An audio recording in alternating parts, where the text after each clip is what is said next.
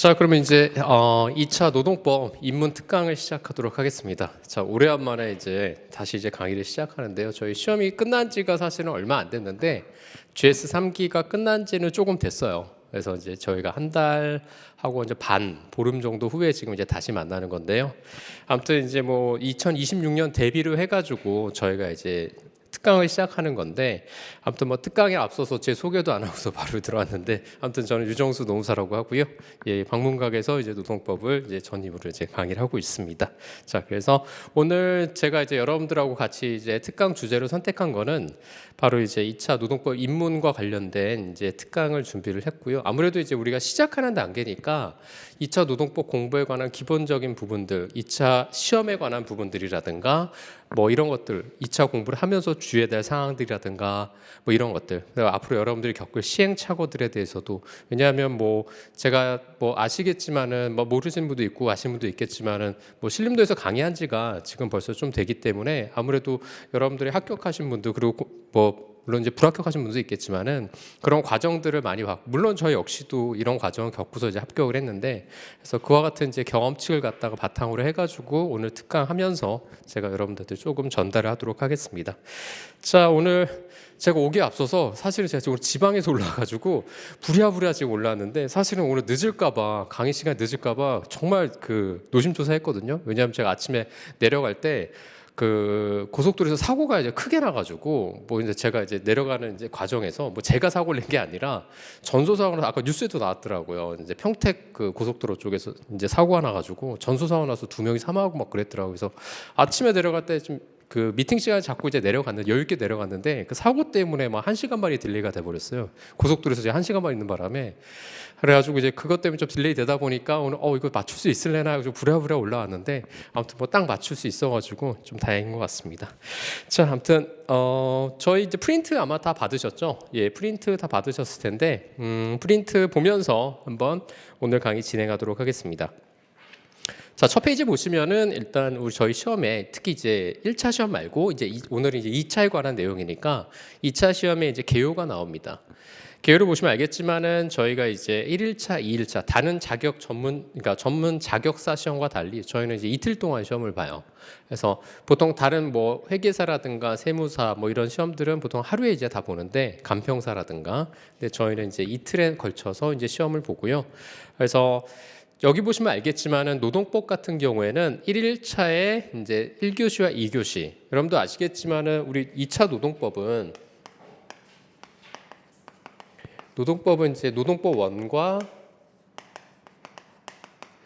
노동법 이제 2로 나눠지죠. 그래서 이 노동법 1은 이제 1교시에 보고 1일차, 그다음에 노동법 2는 이제 2교시에 보게 됩니다. 그래서 이제 이 노동법 시험은 저희 2차에서는 이제 150점 만점이고요. 예전에 이제 사법고시가 있었을 때는 사법고시 같은 경우는 뭐가 가장 중요하냐면 민법이 가장 중요해요. 그래서 민법이 그때 150점이었거든요. 그러니까 저희 시험은 이제 노동법이 가장 중요하기 때문에 150점으로 시험 보는데 이제 75점으로 시험 봅니다. 제가 노동법을 강의해서 노동법이 중요하다 뭐 이런 얘기를 하는 게 아니라 사실 배점이 가장 크기 때문에 중요해요. 배점이. 그렇기 때문에 2차 시험에서는 노동법 점수가 안 나오면 사실 합격하기가 좀 어렵습니다. 그리고 가장 중요한 건 뭐냐면 저희가 시험이 이틀이잖아요. 이틀. 아마 여기는 이제 2차 경험 있으신 분도 있을 거고 이제 없으신 분도 있을 텐데, 시험을 보시게 되면 굉장히 힘들어요. 왜냐? 생각을 해보세요, 여러분들. 1일차에 지금 여기 보시면은 75분, 100분 시험 보고 와요. 그러면 시험이 끝나는 게 거의 한 3시 반 정도 되거든요. 그러면 여러분들 이제 집에 가시면은 보통 이제 5시. 근데 시험이 보통 우리가 이제 더울 때 시험을 보니까 가서 뭐 닦고 밥 먹고 그러다 보면은 다음날 거 이제 2과목 준비해야 되잖아요. 그러면 뭐 스터디 카페 가든지 독서실 가든지 하면 7시 돼요. 그럼 7시부터 이제 2과목을 봐야 되는데, 한 과목 보는 것도 상당히 시간이 오래 걸려요. 보통 한 5시간, 6시간 걸리거든요. 뭐 제 경험칙상도 그런데 그걸 2과목을 봐야 돼요. 그러면 여러분들 밤을 새서 보고 가셔야 돼요. 밤을 새서. 그렇기 때문에 특히 이제 첫날 시험 보고 와서 두 번째 날 공부할 때가 제일 힘들어요. 사실은. 잠을 잘 시간이 거의 없거든요. 물론 이제 잠을 충분히 자신 분도 있겠지만은 대부분의 수험생들은 잠을 제대로 못 자요. 다음날 시험에. 근데 그것도 중요하지만, 그것도 힘들지만 더 중요한 건 뭐냐면 노동법이 왜 중요하냐. 우리 시험은 뭐 뒤에도 나올 수가 있겠지만은 우리 시험은 이제 꽈락 제도가 있죠. 다른 자격사와 마찬가지로 이제 40점 이하를 받으면은 사실은 뭐 다른 과목이 60점 이상이 되더라도 일단 불합격하게 돼 있죠. 그렇죠? 그렇기 때문에 첫날에 여러분들 아마 첫날에 노동법을 많이 못 봤다. 그러면 사실 다음날 올 이유가 없어요. 예.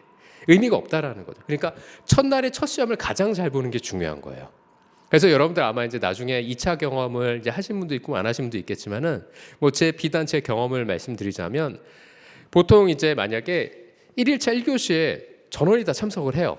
근데 1교시 끝나면은 슬슬 나갑니다, 사람들이. 그리고 1교시 끝나면은 또 나가요. 그다음에 2교시 끝나면 또 나가요. 사실 2일차에 오는 사람들 끝까지 남아 있는 사람 별로 없어요.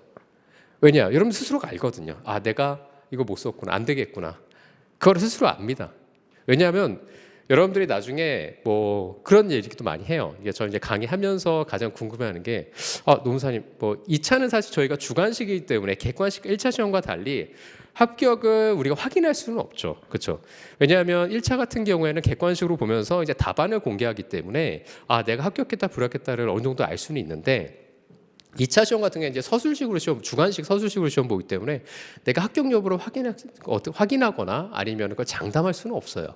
근데 뭐 느낌 같은 거는 있을 수 있습니다. 느낌 같은 거는. 왜냐하면 이제 보통 이제 시험 끝나고 보통 이제 수험가에서 이제 강사님들이 보통 이제 모범 답안으로 여기서 올려요. 그러니까 쟁점이 뭐고, 이 사건의 쟁점은 뭐고, 이 문제의 쟁점 뭐 이런 것들을 올립니다. 그래서 쟁점에서 크게 벗어나지 않으면 합격을 좀 기대할 수 있는 그런 느낌이 좀 들기는 해요. 느낌이. 근데 스스로가 아마 그래서 그거를 알 겁니다. 내가 좀 이번엔 괜찮게 썼다. 이번엔 좀 안 될 것 같다. 그거는 스스로가 다 느끼게 됩니다. 2차 시험 보게 되면. 그래서 여기 보시면 알겠지만 첫날의 첫 시험 노동법을 가장 잘 봐야지. 그걸 150점이잖아요. 이거 못 보면 사실 의미가 없어요. 그렇기 때문에 가장 중요한 게 노동법이에요. 근데 여러분들이 되게 감각이 쉬운 게 뭐냐면 노동법이 유일하게 2차 과목 중에서 뒤에도 나오지만은 유일하게 1차 겹치는 과목이에요. 그렇기 때문에 굉장히 쉽게 생각하는 경향이 좀 있어요. 특히 이제 노동법 1 같은 경우에는 이제 근로기준법이 들어가죠. 여기서는 노동법 2는 이제 대표적인 게 노조법인데 노조법은 여러분들 거의 다뤄본 적이 없기 때문에 들어본 적도 없기 때문에 물론 노동조합법이라는 건 들어봤겠지만 여기에 이제 구체적인 단어라든가 내용이라든가 이런 건 들어본 적이 없기 때문에 굉장히 생소해요. 그래서 수험생들 입장에서는 노동법 2가 훨씬 더 어렵다고 느껴집니다. 물론 이제 케이스도 풀어보면 훨씬 더 어려워요. 물론 이제 노동법 1도 어렵게 내려면 어렵게 낼 수 있는데 근데 근로기준법 같은 경우는 여러분들이 익숙한 단어들이 나오기 때문에 굉장히 쉽게 생각을 해요. 쉽게. 그런데 나중에 이제 GS 2기나 3기 되면 저희가 이제 모의고사를 보는데 이 모의고사를 볼 때는 사실 노동법 시험이 더 어렵습니다. 그러니까 지금 뭐냐면 2차 과목 중에서 여러분들이 가장 어려운 과목이 뭐냐면 처음에 느끼는 게 뭐냐면 이 행정쟁송법을 가장 어려워해요. 여러분들이. 왜 그러냐? 행정쟁송법은 대표적인 절차법이에요. 절차법. 절차에 관한 법률이기 때문에 이 절차에 관한 법률은 절차를 경험해보지 않으면 사실 굉장히 어렵습니다. 이게.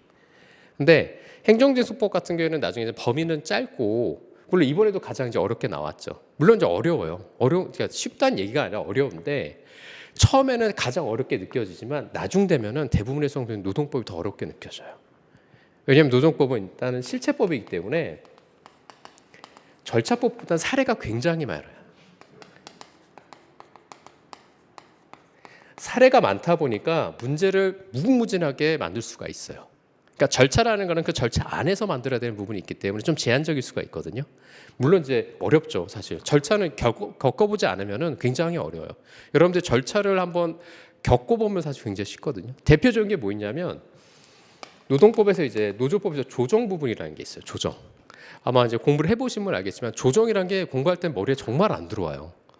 이게 뭐지? 그러니까 머리로 자꾸 이해를 하려고 하는데 실제로 저도 그랬어요. 수험생 때는 이 조정이란 게 잘 머리에 이렇게 들어오지가 않아요. 이게 절차적인 부분이거든요. 조정하는 단계가. 근데 제가 이제 합격하고 조정위원회를 들어가고 하니까 확 알겠더라고요. 이게 이거였구나. 그러니까 겪어보면은 굉장히 쉬운데 사실 우리가 경험할 수가 없잖아요. 그렇기 때문에 사실은 이 절차법이 어렵게 느껴져요. 그래서 처음에 아마 다 공부하시면 다 알겠지만 처음에 행정쟁송법이 굉장히 어렵게 느껴져요. 근데 나중에 되면은 이 노동법 점수가 생각보다 어렵고 안 나옵니다. 생각보다. 그리고 노동법은 이게 보시면 알겠지만 점수 분포가 대부분 여기 가운데 몰려 있어요. 대부분 이게 60점이라고 한다면 이렇게 많이 몰려 있어요. 노동법. 근데 다른 과목 행정재수법 같은 경우에는 이 곡선이 좀 완만합니다. 행정 같은 경우에는 그만큼 굉장히 편차가 심하다라는 거죠. 그래서 노동법은 좀 몰려 있기 때문에 사실 여기서 삐끗하면은 사실상 거의 어렵다고 볼 수가 있는 거예요. 그래서 노동법이 굉장히 중요한 부분이다라고 볼 수가 있는 거죠. 그래서 여기 보시면은 저희가 이제 1일차, 2일차 나눠져 있는데 필수 과목은 여러분들 아시겠지만은 이제 노동법과 노동법 1, 2, 그다음에 인사노무 관리, 그다음에 행정쟁송까지가 이제 쟁송법까지가 이제 필수 과목이고요. 나머지 이제 2일차 2교시 선택 과목 100분의 이제 경영조직이나 민사소득법, 노동경제학인데 2차 공부하시면서 처음에 선택 과목 하다가 중간에 바꾸는 경우도 상당히 많아요. 근데 이제 물론 저도 바꿨어요. 저도 이제 여기 대부분 이제 2차 과목에서 많이 이제 선택하는 것이 아마 다 아시겠지만 경영조직 많이 하는데 저도 사실은 경영조직 했었거든요. 그러다가 제 길이 아닌 것 같아서 빨리 저는 방향을 틀었어요. 차 돌렸습니다. 바로 그러니까 한 달 딱 공부해보고 이거 안 되겠더라고요. 그래서 바로 이제 차 돌려가지고 다른 과목으로 해서 이제 합격을 했는데 한 달 정도 2달 정도까지는 괜찮아요. 그러니까 여러분들이 경험해 보시고 9월달, 10월달까지 공부해 보시고 이거는 내 길이 아닌가벼 이러면은 바로 방향 트시는 게 좋습니다. 왜냐하면 뒤에서도 나오지만 우리 수험이라는 게 사실 기간이 정해져 있어요. 내년 2차 시험일까지 공부하는 거잖아요. 그럼 책을 한 번 더 보는 게 더 유리해요. 남들 한 번 볼 때 난 2번 보고 3번 보는 게 훨씬 더 유리하죠. 그렇기 때문에 빨리 결정하고 빨리 실행하시는 것이 가장 중요해요. 그렇기 때문에 여러분들이 선택 과목을 만약에 아직 못 정했다. 다 들어보셔도 돼요. 아직까지는. 들어보셔도 되고 들어본 다음에 자기한테 적합한 걸 빨리 선택해서 그걸로 이제 밀고 나가셔야 됩니다. 이제 그런 것들이 이제 중요하다라고 볼 수 있고 그 밑에 보시면은 이제 저희 이제 2차 시험 응시 인원 가놓고 이제 합격자 수가 나오는데 25년도에는 이제 합격자 수가 아직 합격자 발표가 안 됐기 때문에 이제 공란으로 되어 있죠. 그래서 이제 저희가 이제 2차 시험 관련해서 올해는 이제 1차가 생각보다 좀 많이 합격을 해가지고 합격률이 좀 높아서 아마 제가 이제 그 2차 이제 시험 보기에 앞서서 저희 2차 수험생들한테도 말씀드렸지만 2차는 굉장히 어렵게 나올 거다 이번에. 왜 그러냐면 1차 합격생들이 많기 때문에 많이 떨어뜨리기 위해서 어렵게 낼 거다 그러는데 그래도 이번에 좀 어렵게 냈죠. 그렇죠? 노동법 같은 경우에도 굉장히 불이타 문제들이 많이 나왔는데 그래서 그런 부분들이 있어서 아마 좀 어렵게 출제된 것 같고요. 그래서 여기 보시면 알겠지만은 지금 300명 이렇게 되는 퍼센테이지가 뒤에 이제 합격자율이 나오거든요. 이 페이지 보시면은 그래서 저희 2차 시험 같은 경우에는 합격률이 타 시험에 비해서 굉장히 낮아요. 타 시험에 비해서. 그래서 다른 전문 자격사들 회계사라든가 세무사, 간평사 이런 거에 비해서 굉장히 합격률이 10%가 안 됩니다. 다른 자격자 시험은 거의 10%가 넘는데 저희 같은 경우는 사실은 이제 가장 적게 합격할 때 6%였고 요즘은 거의 한 8% 정도에서 왔다 갔다 하는 것 같아요. 그래서 100명 중에 한 8명만 합격하는 시험이다라고 생각하시기 때문에 2차는 여러분들이 훨씬 더 열심히 노력을 해야 됩니다. 1차 공부한 거 그 이상으로 훨씬 더 열심히 하셔야 돼요.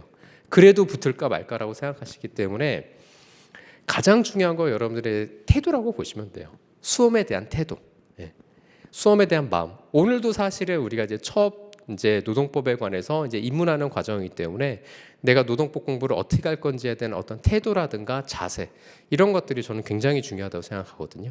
앞으로 여러분들이 1년 동안 이 공부를 할 건데 이 공부를 하면서 여러 가지 시행착오들을 겪게 될 거예요. 슬럼프도 올 수도 있고. 왜냐하면 슬럼프가 안 올 수가 없어요.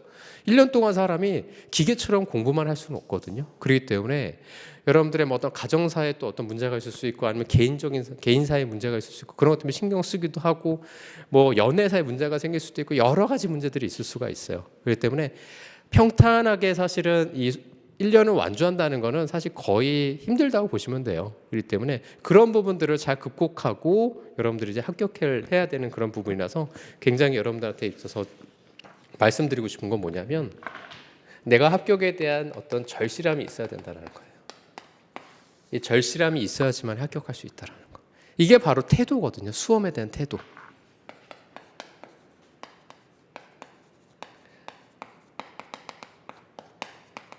수험을 대하는 자세와 태도라고 보시면 돼요.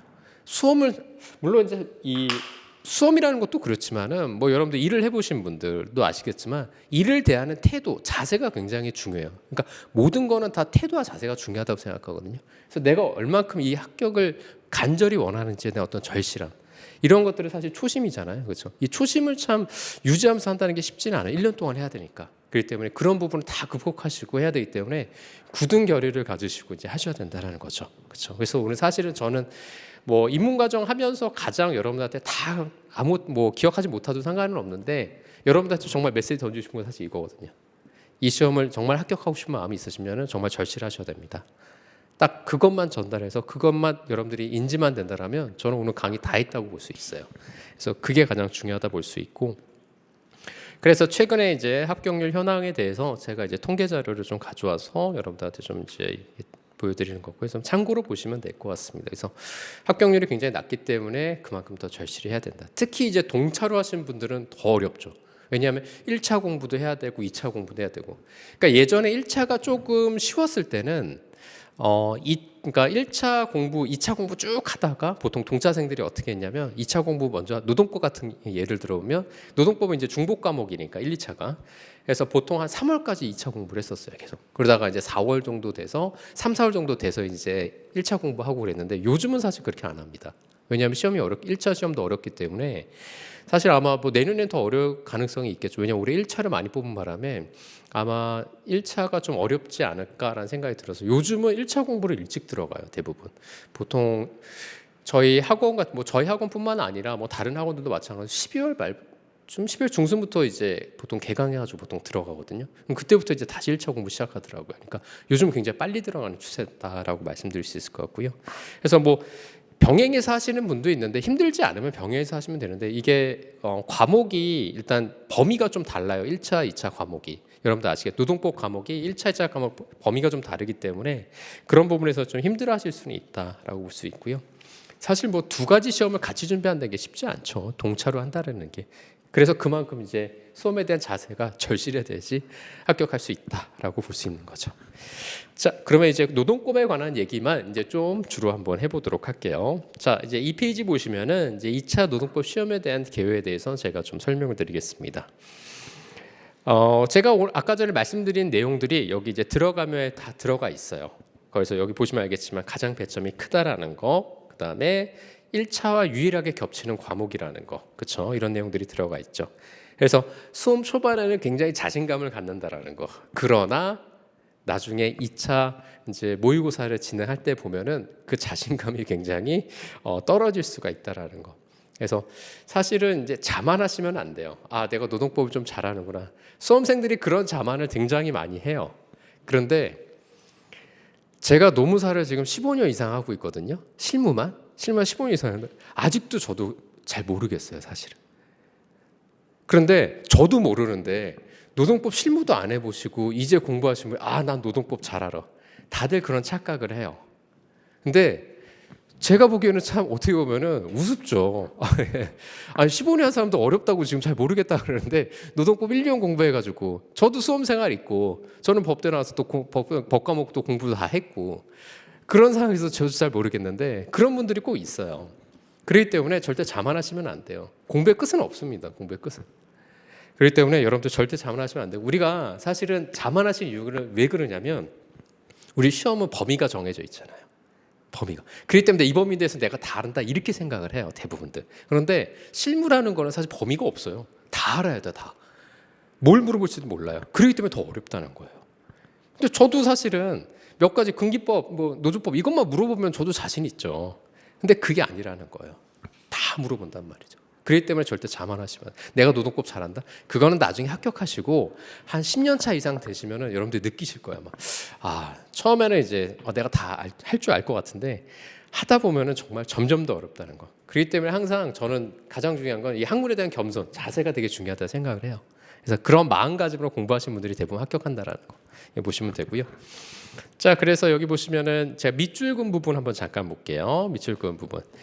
밑줄근 부분 보시면은 자 일단은 이제 그 노동법 공부에 관련해서 제가 이제 살짝 이제 팁을 조금 이제 드린 건 뒤에 이제 또 나오긴 해요. 이제 구체적인 내용들이 나오긴 하는데 여기서 보면 이제 기본서라는 부분이 나오는데 기본서라는 건 이제 수험서를 얘기합니다. 보통 이제 수험서 이제 기본 이론서라고 얘기해서 보통 수험가에서는 기본서 또는 뭐 수험서 이렇게 표현을 하거든요.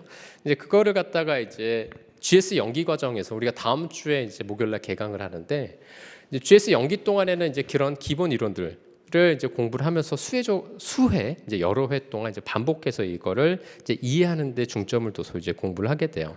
근데 이제 그게 뭐 GS 연기뿐만이 아니라 여러분들 시험 볼 때까지 그 책을 가지고서 여러분들이 전쟁터에 비유하자면 전쟁터에 나갔을 때 총은 들고 나가야 될 거 아니에요. 그렇죠? 맨몸으로 나갈 수는 없잖아요. 그렇죠? 우리가 무슨 6.25 때 중공군도 아니고 말이에요. 뭐 인해조술을 할 수 있는 게 아니잖아요.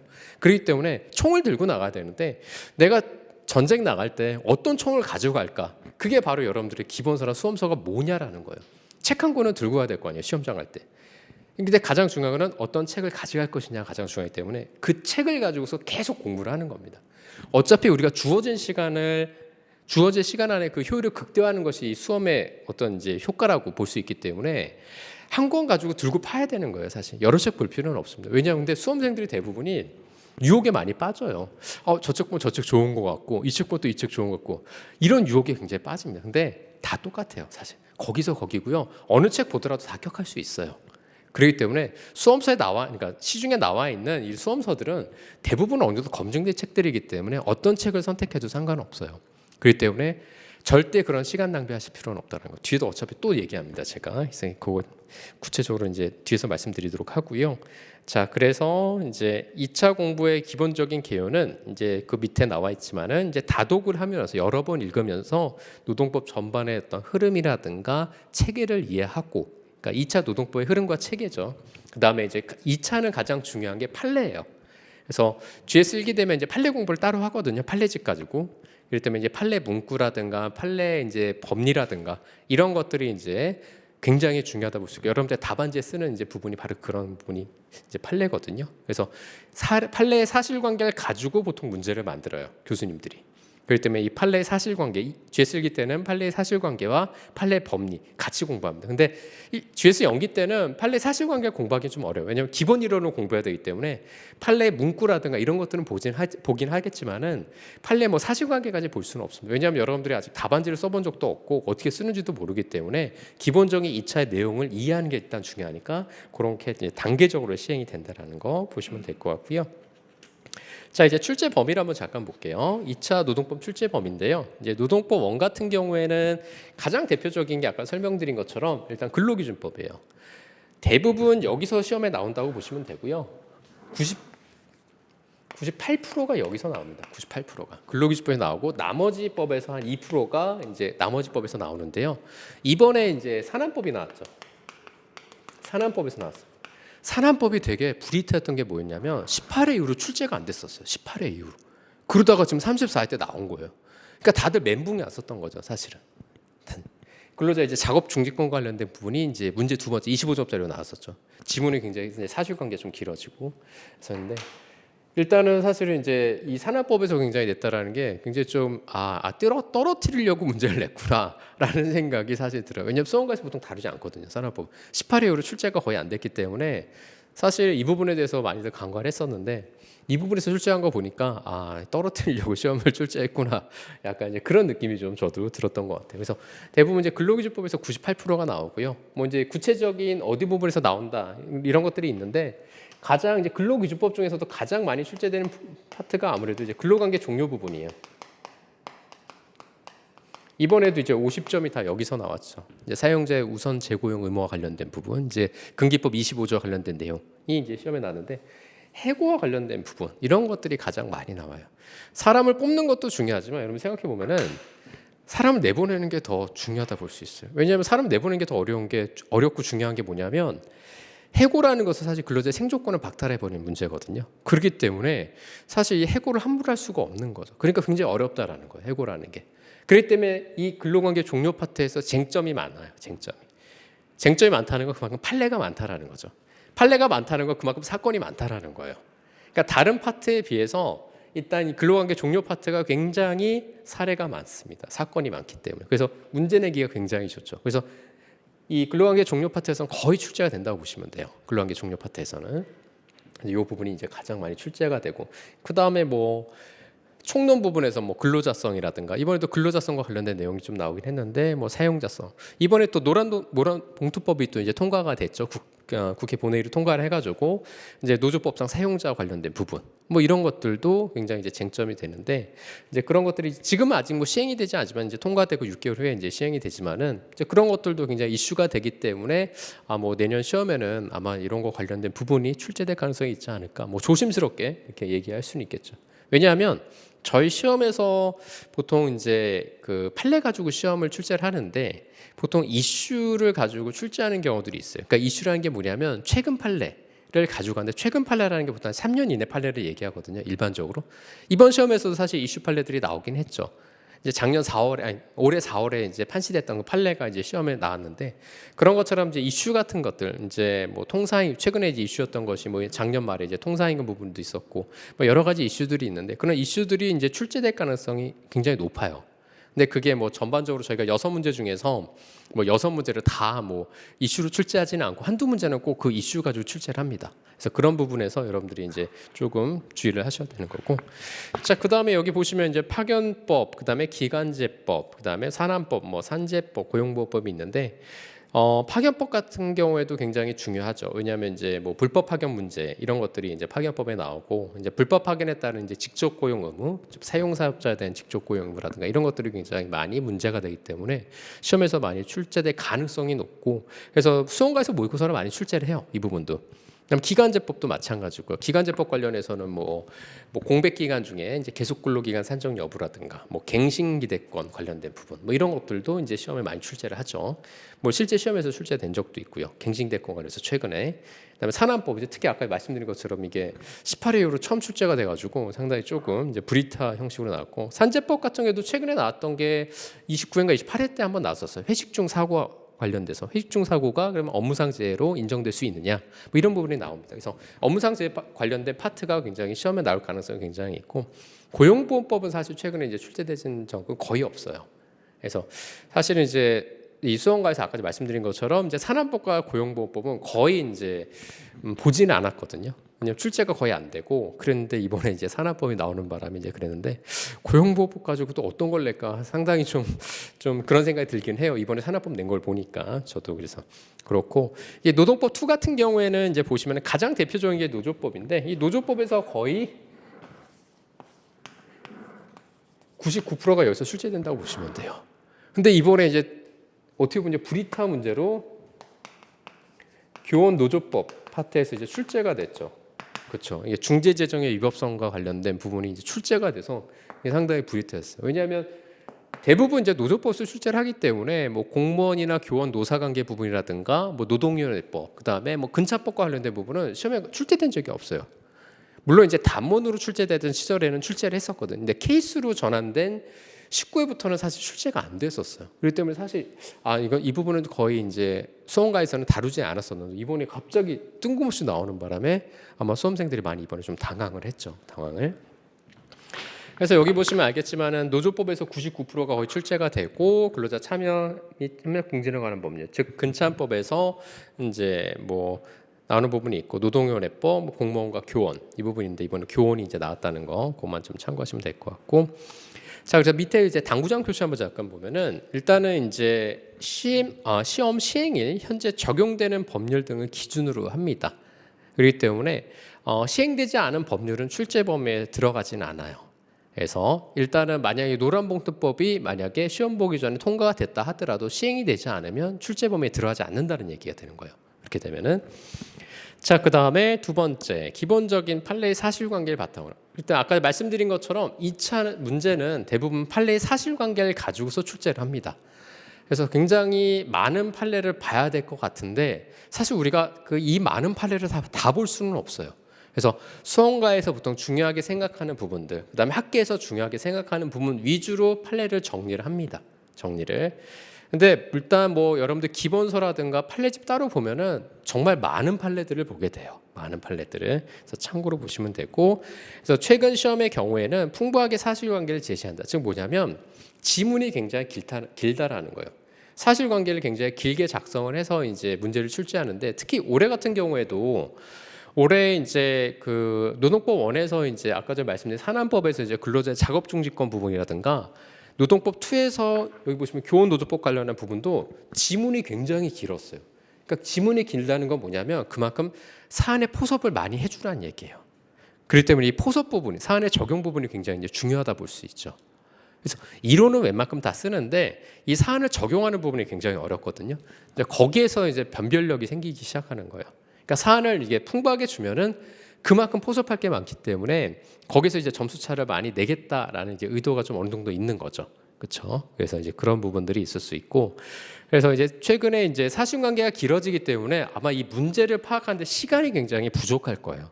그래서 빨리 읽고 빨리 사안을 파악하는 것도 하나의 능력이라고 보시면 돼요. 그래서 그런 연습들, 그 트레이닝을 계속 우리가 이제 1기 때부터 2기 때, 3기 때 이렇게 그런 연습들을 합니다. 그래서 지문이 길고 시간 내에 그거를 파악한다는 게 사실 쉽지는 않아요. 왜냐하면 여러분들 굉장히 시험장이라는 게 낯선 공간이고 낯선 환경이에요. 물론 다 똑같은 동일한 조건인데 낯선 환경에서 내가 모르는 문제를 보고서 사안을 파악한다는 거 굉장히 쉬운 문제가 아니에요, 사실은. 그렇기 때문에 그와 같은 훈련을 많이 해야지만이 사실은 빨리 내가 이것들 적응하고 이 낯선 환경에서 벗어나서 내가 이걸 쟁점을 빨리 파악할 수가 있는 거거든요. 그렇기 때문에 그런 부분들이 굉장히 중요하다 볼 수 있어요. 그게 사실 운이거든요. 운. 실력도 중요하지만 그게 운이란 부분도 많이 작용해요. 자, 마지막 당구장 표시 보면은 최근 시험의 경우에는 전통적인 쟁점 판례뿐만 아니라 최신 판례, 아까 제가 말씀드린 것처럼 보통 3년 이내 판례들 를 최근 판례라고 얘기하는데 최근 판례들이 이제 출제가 됩니다. 그래서 믹스돼서 출제가 된다고 보시면 돼요. 그러니까 전통적인 쟁점 플러스 그다음에 이슈. 그래서 보통 우리가 6문제 75점 이제 시험이면은 보통 50점짜리 하나 있고 50점짜리가 이제 25점 아니면 올해같이 30점, 20점 이렇게 출제가 될 수도 있어요. 그다음에 25점짜리 독립문제 하나 있는데 보통 이 6문제가 출제가 되죠. 그러니까 75점, 70에서 이제 6문제가 출제가 되는데 6문제 중에서 한 2문제는 이슈라고 보시면 돼요. 거의 이슈. 그러니까 4문제는 거의 전통적인 문제. 이렇게 아마 보통 되고요. 물론 이슈가 한 문제 있을 수도 있는데 이슈는 꼭 나옵니다. 거의 대부분. 올해도 이제 사실은 이슈 부분이 하나 출제가 됐죠. 그래서 이제 그런 부분이 있을 수 있다라고 보시면 되고요. 자, 이번에는 이제 공부 방법론에 대해서 조금 이제 말씀 좀 드릴게요. 자, 그러면 우리가 뭐 이거는 사실 2차 노동법 공부라고 제가 해놓긴 했지만 사실 이제 법 과목에 관련된 공부를 조금 어떻게 해야 될까? 우리가 이제 법 과목이 좀 많잖아요, 그렇죠? 아무래도 법을 좀 이제 다뤄야 되는 부분이 있기 때문에 뭐 노동법도 있고 행정쟁소법도 있고 이제 뭐 민사소송법을 선택하신 분도 민사소송법 있는데 그럼 법 과목을 그럼 어떻게 공부해야 될까? 여기서 뭐 법을 공부해본 분도 있겠지만은 뭐 대부분은 아마 안 해보셨을 거예요. 그래서 이 시험을 공부하면서 이제 법 과목을 처음 다루게 되는데 법 과목을 어떻게 효율적으로 공부하는 것이 좋을까? 공부 방법론은 못 가는데 키워드는 바로 여기 제가 밑줄 긋은 부분이라고 볼 수 있어요. 법 과목은 일단 법 과목도 있지만은 수험 과목은 일단은 처음에는 이해를 하셔야 돼요. 이해를 하고 그다음에 정리를 해야 되죠. 정리를 하고 암기를 해야 돼요. 정리가 안 됐는데 암기가 안 될 거 아니에요, 그렇죠? 내용을 사실 이해를 못하면 이거를 정리할 수가 없어요. 정리. 왜냐하면 내가 이걸 어떤 걸 외워야 되지? 나중에는 양을 자꾸 줄여야 되거든요. 수험서에 있는 내용을 여러분들이 다 외울 수는 없어요. 거기서 더 중요한 부분 위주로 이제 가지고 가서 여러분들이 시험장을 가시는 건데 계속적으로 줄여 나가야 돼요. 계속적으로 줄여 나가야 되거든요. 처음에는 다 배워요. GS 연기 때 여러분들한테 다 가르칩니다. 여기 있는 책에 있는 내용도 다 꼼꼼하게 가르쳐드려요. 그러나 나중 되면은 그걸 다 다루지 않아요. 왜냐하면 시간도 없고 중요하지 않다고 생각하는 부분은 과감하게 제낍니다. 그래서 더 중요한 부분에 올인을 해요. 올인을. 그렇기 때문에 계속 줄여나가야 돼요. 그리고 여러분들이 나중 되면은 이걸 다 볼 시간이 없어요. 사실은. 왜냐하면 노동법만 공부하는 게 아니잖아요. 여러분들. 다른 것들도 다 봐야 돼요. 그렇기 때문에 나중에는 수험이라는 건 양을 줄여나가야 되거든요. 나중에 양을 늘리면은 여러분들이 다 소화 못해요. 그럼 소위 말하면 이제 수험가에서 퍼진다고 얘기하거든요. 그럼 이제 완전 이제 기법이 되는 거예요. 그냥 내려놓습니다. 그런 친구들도 굉장히 많아요. 수험 공부하면서 본인이 양 조절 못해가지고 내려놓으신 분들도 굉장히 많아요. 그렇기 때문에 나중에는 계속 양을 줄여나가야 돼요. 그게 바로 이제 암기라고 올 수 있거든요. 근데 뭐 이해라고 하는 것은 여러분들이 참 이 판례 법리라든가 이런 것, 판례 이론이라든가 이런 것들을 처음에는 이해를 해요. 왜냐하면 이 내용에 대해서 이해를 해야 될 거 아니에요. 여러분들이 아무것도 모르고서 법조문이나 이런 거 보면 알 수가 없잖아요. 그렇죠? 그렇기 때문에 그 내용에 대해서 설명을 듣고 이해를 이게 이런 조문이구나. 아니면 이게 이런 판례구나. 그런 이해를 하시면 되는 거예요. 이게 사안이 이렇게 돼서 이렇게 적용이 되는구나. 이렇게 이해를 하시면 되고 이해를 한 걸 바탕으로 여러분들이 정리를 해야 되는 거죠.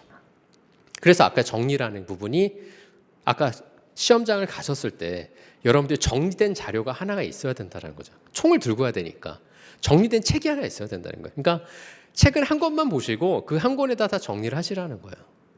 그래서 거기다 정리를 하시고 그 다음에 그걸 가지고서 이제 계속 반복적으로 읽으면서 회독수를 높이면서 암기를 하는 겁니다. 그렇기 때문에 수험 과목이라든가 법 과목 같은 경우는 특히 제가 뭐 인사노무나 경영조직은 사실 잘 어떻게 공부하는지 모르겠어요. 그러니까 말씀드릴 수는 없지만 법 과목은 일단 처음에 이해하고 정리하고 암기를 하면 됩니다. 행정재수법도 마찬가지고 민사소송법도 마찬가지예요. 그다음에 이해하고 정리하고 암기한다는 거. 그래서 이해하고 정리하고 암기하는 거에 대한 부분은 구체적으로 제가 요약을 하자면 자 박스 안으로 한번 잠깐 볼까요? 자 아까 제가 말씀드린 것은 이해라고 하는 것은 이제 법학 이론에 대한 어떤 체계에 대한 어떤 내용에 대한 어떤 이해를 하는 부분이라 볼 수 있고요. 이 이해를 하는 이유는 뭐냐면 나중에 이 암기를 원활하게 해줍니다. 내가 왜냐하면 이거를 굳이 외우지 않으려고 해도 이해가 하면은 그게 떠올라요, 사실은. 근데 내가 이거를 이해를 못하고 암기를 하면은 이게 휘발성이 굉장히 강해요. 다 날아가 버립니다, 그냥. 돌아서면 잊어버리고 돌아서면 잊어버릴 거예요. 여러분도 아마 이제 공부 시작하지만 책 한번 보시면은 한번 보고 돌아서면 기억이 안 날 거예요. 근데 그거는 당연한 거예요. 그걸 가지고 난 이거 적성에 안 맞나 보다. 그렇게 생각하시면 안 돼요. 우리가 천재가 아니에요. 그렇죠? 천재는 물론 있을 수는 있는데 누구나 다 처음 책을 보고서 이해하고 그걸 기억한 사람은 없어요. 돌아서면 다 잃어버리는 게 그게 정상적인 거예요. 그렇기 때문에 아까 전에 말씀드린 것처럼 수험에 대한 자세, 절실하게 공부를 하셔서 반복적으로 계속 하셔야 된다는 거예요. 그래야지 머릿속에 남아요. 그래야지. 처음부터 이해 안 하고 그냥 나 이거 암기해야지. 그래봤자 아무 소용없어요. 시간 낭비라고 보시면 돼요. 정말 이게 맞나 제 말에 의심이 되면 한번 해보셔도 돼요. 진짜 처음부터 암기 한번 해보세요. 그러면 정말 남는지 그렇게 하셔도 돼요. 근데 그건 시간 낭비라고 제가 이제 말씀드리는 게 아마 경험해 보시면 알 거예요. 처음에 이거를 이해를 못하면 절대 이게 머리에 남지 않아요. 그러니까 모든 과목이 다 마찬가지죠, 사실은. 내가 경영조직을 하건 인사노무관리를 하건 그 책을 처음 봤었을 때 이해를 하고 보는 사람이 없잖아요. 그러니까 그걸 이해를 하려고 노력을 하고 설명을 듣고 하는 거잖아요. 그렇죠? 그러다 보면 이게 이런 내용이구나라고 하면은 조금 더 머리에 남게 되죠. 근데 그런 걸 모르고서 문구만 보고 딱 보면 이게 뭐지? 이렇게 된단 말이에요. 그러면 그거는 이해가 안 된 상태에서 암기만 하는 건데 암기를 해도 오래 가지 않는다는 거죠. 사람의 기억이라는 게 그렇게 오래 가지는 않잖아요. 물론 이제 오래 가는 기억들이 있지만은 참 신기하게도 이제 공부에 관한 기억들은 금방 날아가죠. 그렇죠? 참 신기하게 이게 굉장히 휘발성이 강해가지고 굉장히 많이 날아가요. 그렇기 때문에 이 2차 과목들은 계속 회독수를 높여가면서 이제 보셔야 되는 부분이 있고요. 자, 그다음에 이제 이해가 됐으면은 이해한 내용 바탕으로 내가 시험장에 가져갈 어떤 책을 하나 만들어야 돼 있다. 어떤 무기를 하나 만들어야 있다 해서 이거 가지고 끝까지 내가 가져가야 돼 있다라는 생각으로 이제 정리를 하는 겁니다. 그래서 이해를 바탕으로 그래서 대부분은 뭐 여러분들 보는 수험서에다가 대부분 정리를 하고요. 뭐 서브노트를 만드는 경우도 있고 한데 서브노트를 만든 경우는 굉장히 시간이 좀 오래 걸리긴 해요. 근데 내가 저는 수험서에 적는 것보다 서브노트를 만들겠습니다. 뭐 그렇게 하셔도 돼요. 그건 선택의 문제지 어떤 강요의 문제가 아니고 하기 때문에 사실 뭐 진리의 문제도 아닙니다. 어차피 공부라는 게 사실 진리가 없잖아요. 그렇죠? 여러분들의 맞는 방법으로 하시는 게 가장 좋고 물론 이제 강사 입장에서 얘기를 해준 거는 여러분들한테 방향을 제시해 주는 거지 이 방향이 꼭 진리다 이렇게 얘기하는 건 아니에요. 그래서 여러분들이 이 방향도 한번 선택해 보고 이 방향 선택해 보면서 그런 시행착오를 빨리 줄여주는 게 사실 강사의 역할이라고 볼 수 있거든요. 그래서 이제 정리라고 하는 것은 여기 보신 것처럼 이제 수험서에 정리하거나 아니면은 뭐 서브노트를 하는 건데 저 같은 경우에 이제 참고로 말씀드리자면 이제 아마 그 교재 이제 구입하시면 이제 그 목차 암기장이 따로 나갈 거예요. 목차 암기장이 이제 작년에 나갔는데 올해도 이제 나가는데 거기다가 정리하셔도 돼요. 그러니까 목차 암기장을 제가 만든 이유가 거기다가 이제 정리해서 그것만 가지고 가서 이제 거기서 공부를 해라. 그게 서브노트가 되는 거거든요, 사실은.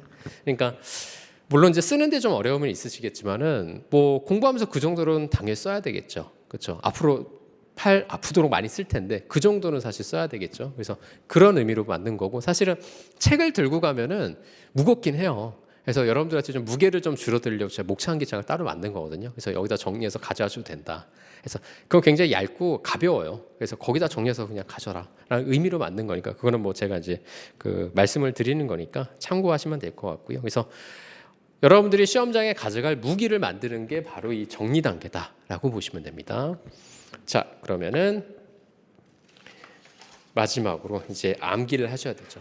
암기를 하려면 아까 말씀드린 것처럼 이해가 된 상태에서 정리된 자료를 가지고 이제 암기를 하는 거죠. 그렇죠? 그렇기 때문에 거기 암기되는 부분들은 이제 굉장히 이제 여러분들이 수험장까지 가져갈 내용들이라고 볼 수 있기 때문에 여기 이제 회독수를 높여서 계속적으로 이제 봐야 되는 겁니다. 나중에는 정리된 자료가 있으니까 굳이 이제 나중에 정리할 필요가 없어요. 그러니까 그 정리된 걸 가지고 계속 반복적으로 보는 겁니다. 왜냐하면 반복적으로 봐야 되는 이유가 우리는 써야 되잖아요. 그렇죠? 2차 시험은 써야 되기 때문에 내가 뭐라도 쓰려면은 머릿속에 들어있는 게 이제 나와야 되는 거죠. 현출이 돼야 되는 거니까 계속적으로 이제 반복해서 암기해야 되는 거고. 그래서 제가 친절하게 각주로 나와서 회독의 의미가 뭐냐라는 거에 대해서도 친절하게 이제 여기 밑에 해놨으니까 참고로 보시면 됩니다. 그래서 뒤에 밑에 보시면은 자 2차 노동법 이제 학습 전략 이제 4단계가 있는데 요 4단계까지 좀 보고 우리가 조금 잠깐 이제 좀 쉬도록 하죠. 자, 학습 전략 4단계는 이제 제가 이제 기본적으로 좀 추천하는 부분인데요. 여러분들하고 이제 단연간 여기서 이제 수원가에서 강의하면서 제가 이제 여러분들한테 좀 추천하는 부분인데 처음에는 이제 기본서를 담거나 합니다. 그러니까 수험서 즉 뭐냐면 우리가 GS 연기 과정에서 기본 이론이나 이런 것들 배우면서 계속적으로 이제 여러분들이 이제 거기다 단권화 작업을 시작하는 거예요. 왜냐하면 이제 나중에 1월 달 뭐 그때부터도 단권화 작업할 수는 있는데요. 우리가 기본 강의 하면서 처음부터 이렇게 단권화 작업을 하면은 나중에 되면은 굉장히 좋은 책이 하나 완성이 됩니다. 저 이제 강의하면서 또 다른 내용도 계속 추가적으로 나오고 왜냐하면 또 그 이후에도 공부하면서 계속적으로 새로운 판례들이 또 나와요. 그럼 새로운 판례도 추가하고 그러다 보면은 굉장히 좋은 자료가 시험장에 가져 좋은 자료가 하나 완성이 되는데요. 그래서 처음에 이제 기본적으로 내가 어디에다가 단권화를 좀 해야 되겠다라는 걸 먼저 생각을 하고 공부를 들어가시는 게 좋습니다. 근데 이제 가장 제가 뭐 추천드리는 건 아무래도 수험서가 좀 편하긴 하겠죠. 근데 이제 목차 암기장을 아까 말씀드렸지만 내가 이거 수험서 들고 가기 좀 어려우니까 저 그냥 목차 암기장에 내가 단권화를 한번 서브노트를 만들어 보겠다 이렇게 하셔도 상관없다라는 거예요. 그거는 뭐 본인 선택이니까. 그래서 이제 첫 번째 보시면 단계가 이제 체계적이고 종합적인 학습을 위해서 이제 먼저 기초 이론을 확보해야 되니까 이제 기본 이론에 대해서 담겨져 있는 그런 수험서라든가 기본서를 가지고 이제 정리를 하는 거죠. 자, 이제 두 번째 단계가 뭐냐면 이제 주요 판례나 이제 쟁점을 파악하는 건데 주요 판례나 쟁점 파악을 밑에를 보시면은 이 법학 과목의 핵심은 판례예요. 판례이기 때문에 이 아까 전에 말씀드린 것처럼 판례를 중심으로 또 출제가 되고 그다음에 이 노동법의 이론도 판례의 변화에 따라서 이론이 또 바뀌게 됩니다. 왜냐하면 우리가 뭐 최근에 이제 노란봉통법이 이제 그 국회 본회의를 통과를 했죠. 그래서 이제 통과를 하면서 이제 이 노란봉통법과 관련된 이제 사용자 개념의 확장 범위라든가 이런 것들이 이제 노조법 3조, 2조, 3조에 이제 들어가게 되는 거죠. 그렇죠? 그래서 이제 그런 부분들이 굉장히 이제 중요하다 볼 수 있기 때문에 판례 경향들이나 이런 것들. 물론 이제 판례 경향 여러분들이 찾아볼 수는 없어요. 수험 공부를 하면서. 그렇기 때문에 강사님들이 다 그런 이제 법학 과목 이제 강의하신 강사님들 같은 경우는 이제 그런 판례 경향이라든가 최근 판례 어떤 게 나왔고 이런 것들을 다 이제 수업 시간 중에 이제 계속적으로 나눠 드릴 겁니다. 이제 핸드아웃로 프린트를 해 가지고 이제 다 나눠드릴 거고요. 그래서 이제 그런 부분들은 걱정하지는 않으셔도 돼요. 그래서 이제 그런 것들 요즘 판례 경향이 이렇고 판례 이렇게 법리가 바뀌었다 이런 것들 다 이제 전달할 거니까 그런 것들 이제 파악을 하셔야 된다는 거죠. 그런 것들 정리를 하셔야 된다는 거예요, 여러분들이. 자, 그다음에 그러니까 그런 프린트를 나눠드릴 때 그냥 휙 하고 던져버리면은 사실은 이제 큰일 나요, 진짜. 그런 거에서 시험에 나올 수가 있거든요. 왜냐면 아까 이슈가 시험에 나올 수 있다 그랬잖아요. 그렇기 때문에 그런 것들도 다 정리를 해놓으셔야 됩니다. 그래서 이 판례가 특히 이제 가장 중요한 이유가 아까 말씀드린 것처럼 판례를 가지고 출제하기 때문에 그런 거예요. 그래서 반드시 정리를 하셔야 되는 부분. 자, 그다음에 이제 세 번째 단계 이제 이슈나 현안 파악들. 그거는 아까 말씀드린 것처럼 이제 그 강사님들이 이제 그때 이슈되는 판례들이 있다, 아니면 뭐 사회적으로 어떤 문제되는 부분이라든가 이런 것들. 저 같은 경우는 아무래도 뭐 다른 강사님 좀 다르게 이제 실무를 하고 있기 때문에 그래서 실무적으로 뭐가 좀 중요하고 뭐 이런 것들을 쉽게 좀 남들보다 좀 더 빠르게 파악할 수 있기 때문에 그런 부분에서 여러분들한테 조금 전달을 해드릴 수 있을 것 같아요. 자, 이제 마지막으로 이제 모의고사를 통한 이제 실전 감각인데, 이제 이론을 공부하고 했으면은 내가 이제 어느 정도 이 문제를 해결할 수 있는 능력이 생겼을까에 대한 거에서 테스트를 한번 받아봐야 되죠. 그렇기 때문에 이제 이 모의고사는 꼭 보시는 게 좋다고 볼 수 있어요. 모의고사를 안 보고 합격하신 분은 없어요. 그렇기 때문에 많이 써보는 게 중요합니다. 2차는 무조건 써보는 게 중요해요. 내가 그만큼 혼자서 써보지. 집에서 혼자 쓰기 쉽지 않아요. 왜냐? 내가 시간 맞춰서 쓰기도 어렵고, 어떻게 보면은 그 내용에 대해서 대충 쓰다가 이 정도 쓰면 됐지 뭐 이렇게 생각하시는 분들도 굉장히 많아요. 그렇기 때문에 뭔가 어떤 긴장감이 없다라고 볼 수 있죠. 혼자 하게 되면은. 그 때문에 저는 개인적으로 추천하는 거는 이제 학원에 나와서 같이 이제 동료분들하고 이제 긴장감 있는 어떤 그런 환경 속에서 같이 작성해 보고 이런 것들이 굉장히 중요하고, 왜냐하면 시간에 딱딱 맞춰서 어차피 우리가 시행을 하고 있기 때문에 혼자 하시는 것보다는 훨씬 더 수월하다라고 볼 수 있고, 근데 뭐 시간이 안 되거나 뭐 거리가 안 되시면 어쩔 수는 없죠. 근데 뭐 가급적이면 학원에 나오셔서 같이 문제를 한번 풀어보시고 하는 것이 좋다라고 볼 수가 있고요. 자, 그러면은 이제 2차 노동법 공부 시 이제 뭐 주의사항인데, 뭐 주의사항에 앞서서 제가 좀 마지막으로 좀 더 말씀드리자면, 아까 전에 말씀드린 것처럼 이제 2차는 쓰는 게 굉장히 중요하다 그랬어요. 근데 쓰려면 사실 아까 말씀드린 것처럼 이 암기를 해야 되거든요. 나중에 이해한 거 가지고 다 현출하기가 어렵잖아요. 그러니까 내가 암기된 키워드들이 있어요. 왜냐하면 이 암기를 하는 이유가 뭐냐면, 판례 키워드 같은 게 있거든요. 판례 키워드.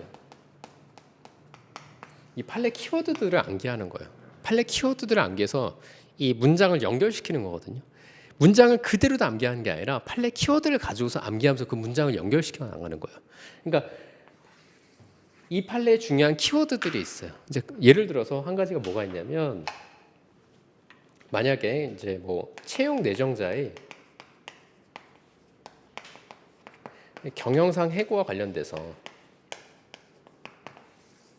경영상 해고를 할 경우에는 우리가 근로기준법 24조에 4가지 요건이 필요해요.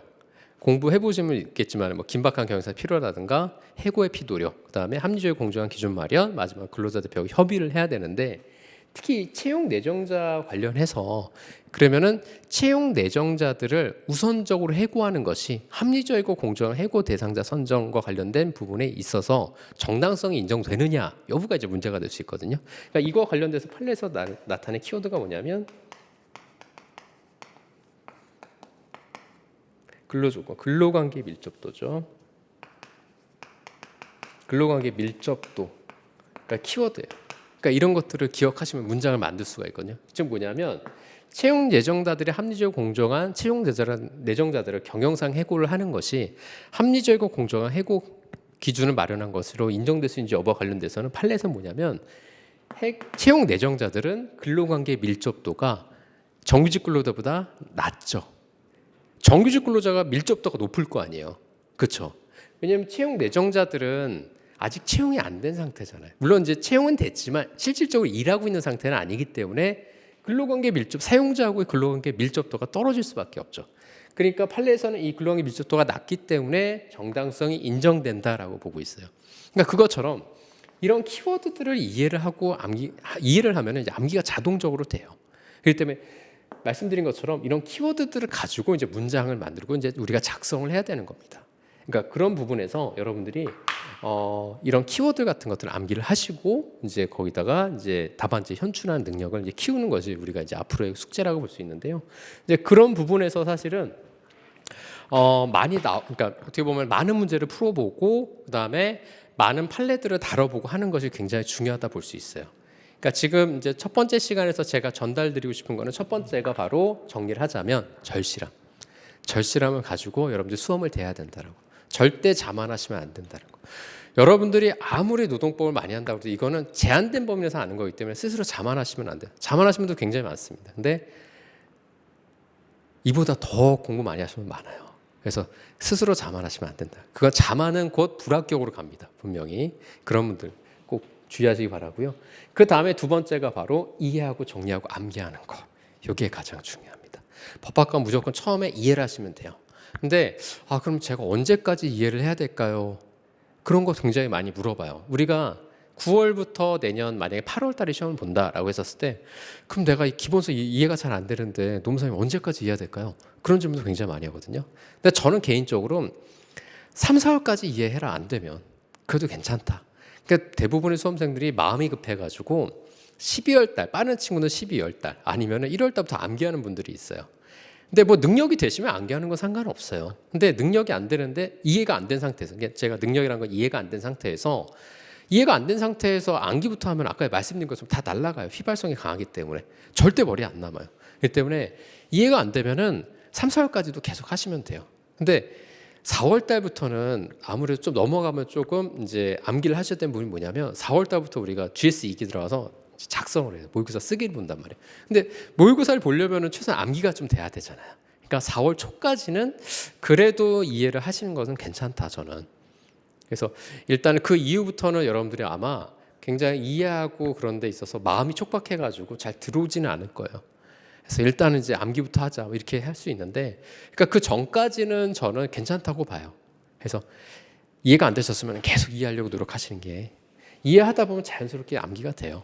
그러니까 아까 전에 제가 이해한 것처럼 이런 식으로. 그래서 그런 것들이 이제 중요하다. 그래서 첫 번째 시간에 제가 전달드리고 싶은 거는 절실함.